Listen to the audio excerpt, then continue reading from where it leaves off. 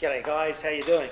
It's the Kiwi here with another video, and as the description says below, the world's going to be needing some more men here pretty soon, and so that's what we're going to be talking about today, and just why the world is going to be needing some good, solid, hard-working men that know how to do trade jobs, men that are willing to get their hands dirty per se. And this comes about from a conversation that I was actually having with an individual at the gym this morning. And the reality of the situation is that right now, if you're a young guy, let's say you're in your teens, early 20s, even in your 30s, early 30s, I mean, it's an absolutely perfect time to actually start a trade, start learning a trade. If that's something that you're actually interested in, if you've been sitting on the sidelines wondering if you should get involved in a trade, is it going to be a good time to be making money in a trade? I can 100% tell you that right here, right now, especially here in the United States, not just the United States, but in a lot of Western countries that have sourced their skill set, their jobs, their trade-based jobs out to other countries like China. Here in the United States, it's an absolutely amazing time to learn a trade, in all honesty. And I'm going to explain to you why. The future from here on out is going to be in manufacturing, some sort of manufacturing of some sort. It doesn't matter if it's going to be the manufacturing of computer chips. It doesn't matter if it's going to be the manufacturing of, say, an item like I'm manufacturing right now. Actually, over the remainder of this year, this part here will be going into manufacturing. And the reason being is a lot of these countries, the whole globalist economy is coming to an end. I know a lot of you will have a hard time believing that. However, that's the actual truth of the matter. The globalist economy is coming to an end. So what that means is manufacturing is, like, for argument's sake, right here, right now, it's moving back to the United States. Countries like New Zealand have shipped a huge amount of their manufacturing offshore.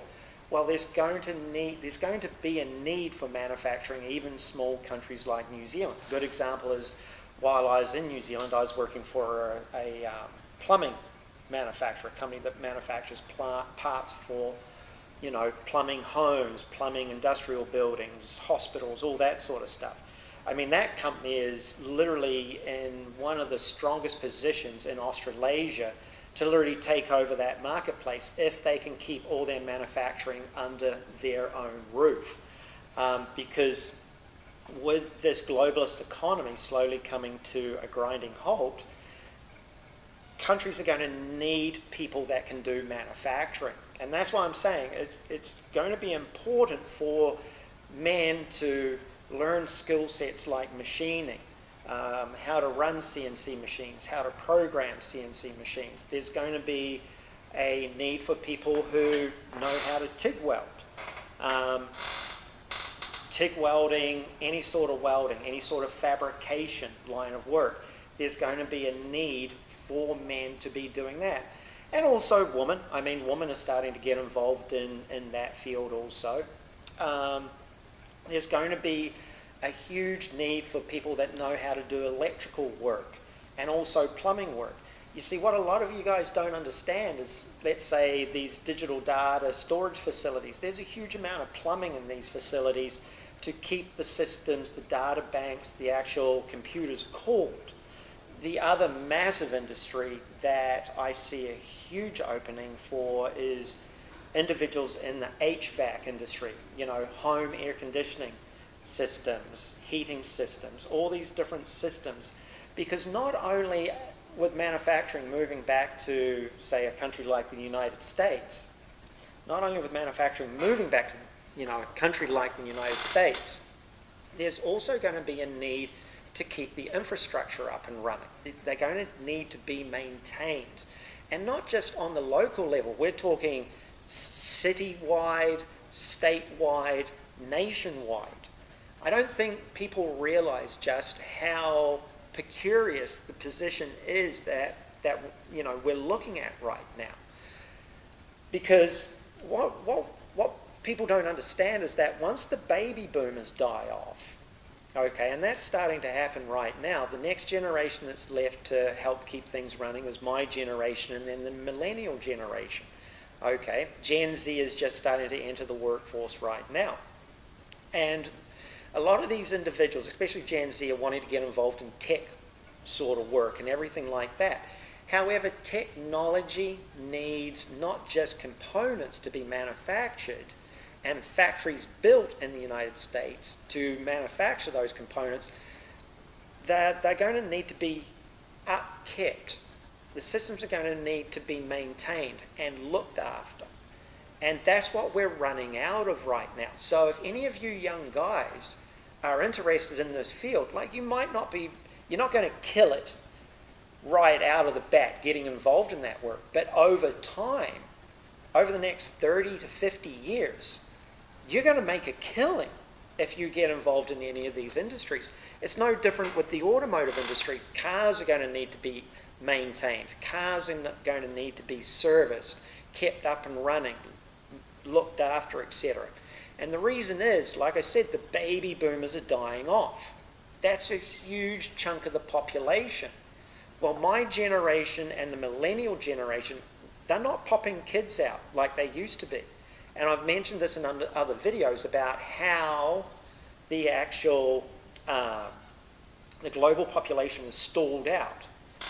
So with the boomers slowly but surely starting to die off, by the time we get into my generation, where it's just my generation, and then the millennials end up getting to my age, what I am right now, which is 55, there's not going to be the money in circulation like there used to be. So if the money's not in circulation like it used to be, homes are going to need to be maintained because they're not going to be doing the development work like they used to be doing in regards to housing developments. They're not going to be manufacturing and selling the amount of cars that they used to be manufacturing and selling. So the cars that are out there, doesn't matter if it's electric or gasoline or diesel, they're going to need to be maintained. They're going to need to be upkept. And you're going to start seeing this not happen. It's starting to happen a little bit right now, but in the next 10 years, you're really going to start seeing this stuff. Like myself personally, because I know what's coming down the pipeline, guess what I'm doing? I'm setting up a manufacturing facility. Over the next 10 years, with my buddy up in the Pacific Northwest, I'm setting up a manufacturing facility. And that will set me up for the rest of my life. I mentioned about a specific thing that I'm doing in the previous video because I see what's coming down the pipeline. There's just not the people with the skill set. So good tradesmen, good hard-working men that are willing to get out there and get their hands dirty are going to become an absolute commodity. And that's what I said years ago about investing in yourself. Seriously, I did a video on this years ago, and I still, to this day, have guys that will check in with me every once in a while and say, hey, I watched this video every year just to see where I'm at in my personal development and my growth as a man, because I've been investing in myself. Like, for argument's sake, I can TIG weld, okay? Now, I started out in the auto body industry repairing cars, taking care of cars, and in the previous video you saw a car that I'm building. That's what it grew to because I continually kept on investing in myself. Now, I'm a commodity to myself. And because of what I have learned, the mistakes that I've made in my life, etc., I know what I need to do moving forward. So for you young guys, you can take the knowledge and advice and wisdom that an old guy like me's learned, because to a 20-year-old, a 50-year-old looks like he's ancient. Like, I have dudes call me boomer.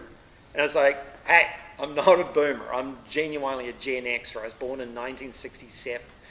So the reality of the situation is I know what's coming down the pipeline. And when I tell you that it's an incredibly good time, if you want to learn a trade, if that's what you've dreamt of doing, if you want to...